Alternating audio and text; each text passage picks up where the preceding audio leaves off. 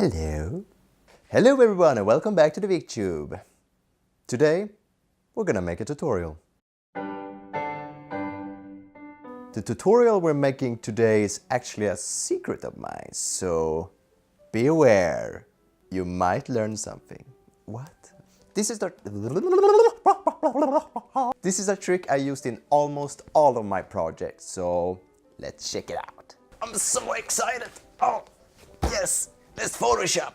I might have been excessive calling this a secret. There are probably many who knows about this, but for those who don't, I'll show you. When I finish a project, I basically always take one step further to get the image to pop out a little bit more. You can always look into the color adjustments or brightness and contrast to get this done, but with the tool we're using today, it goes faster and gives a better result. To begin, we have our project open, all finished up. Now let's save it as a JPEG file. So we go to File, Save As, save it as a JPEG file of course, and I already have this saved so we don't have to bother about it. So we're gonna get out of that.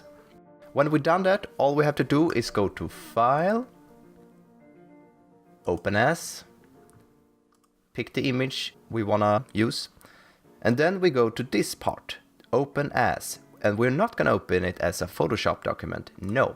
We're going to go down to Camera Raw, which is a tool more or less inside Photoshop. It's like a program inside a program, Programception, if you know what I mean. So we go Open, or Öppna as in Swedish, and here we are.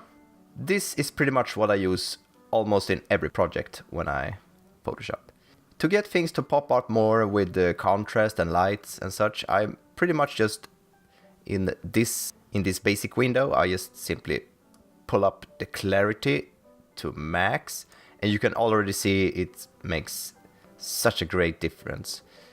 I can pull it down and you can see it's a lot more bleaker, more grayish. I can pull it down even more and you can see it's all getting smudgy and make it more like a dream state or something. But we want to pull this up almost to the top.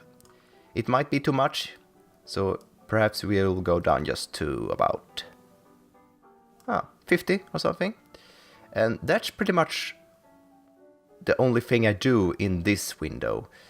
I can, if I think the black is too strong, I can always turn up all the black areas. It depends on the image. To the next part that's even more important, we're gonna go to Detail. We're gonna zoom in for this so you can really see the difference. As you can see, the background here is kind of pixelated, and that's because I used a low resolution photo as the background. I just dragged it out just to fill out the whole image, and as a consequence we get this pixelated area, but that's okay. This tool actually saves us from that. I don't really care if I use low resolution photos in my projects because I know this will save it pretty much all the time. So we're gonna drag up the amount on the sharpening, and as you can see it didn't do too much. It sharpened up the image a little bit more, which can be bad since we're using pixelated images, but that's okay. We're also gonna drag up the radius, which makes the pixels bigger. I'm not sure if you can tell, but we'll drag it down and drag it up. As you can see, we kind of saved it already, but we're not really there yet. The detail, we're gonna leave it as it is. And then we're gonna go down to, and also the masking. We're not gonna bother with the masking.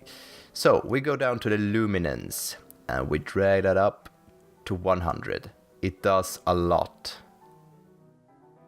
From this pixelated thing to this more kind of painting state. It looks like someone painted this more or less. So we zoom out again to pretty much the whole thing. And you can see it's done quite a good job actually, bringing out the sharpness in the image. You can also play with the luminance details as well, going front and forward. It's making the details more pop out more, or if you don't want it, you want to make it look more like a painting, you just drag this back a little bit more. And you can see it also gives that kind of cool effect. But yeah, I'm pretty much always keeps it around 25 or 50 maybe. Yeah, 50. That's pretty much it. I know this is a short thing, but press open image. And then I press Control A or Command A if you're on a Mac, and Command or Control C, go back to the original project and simply Control or Command V. And here you can see the difference. And I can keep on experimenting more with adding more colors to it and such, and go on. So yeah, let's test this on another picture.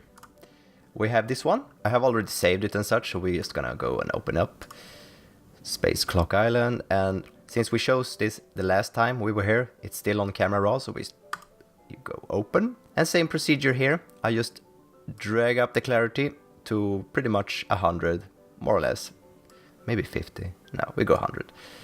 And then we go back to the sharpening detail. We drag up the amount. Make it pop out a little bit more and drag up the radius. And go down to luminance. And as you can see, it gives a pretty nice painted look image. I really like this. I really like when something looks painted. It also helps making all the parts of the compositions blend in more with each other. So this helps out a lot, making it blend in a little bit more. So yeah, now I can also go up on the detail a little bit more. We can also drag up the luminance details as well. Just make the stars recover a little bit more. Then just go open image. And as you can see, great difference, much more depth to it. And of course you can add a bit more color to it. And there you go, there you have it. We can do this on one more, just for you guys. And just drag up the clarity, de-sharpening, radius, and luminance. And as you can see, it makes a great difference. And there you have it. Short tutorial, but that's my trick. That's what I use in pretty much everything. I hope you've learned something from this, and until next time, have a good one. I am a professional Photoshopper. Subscribe.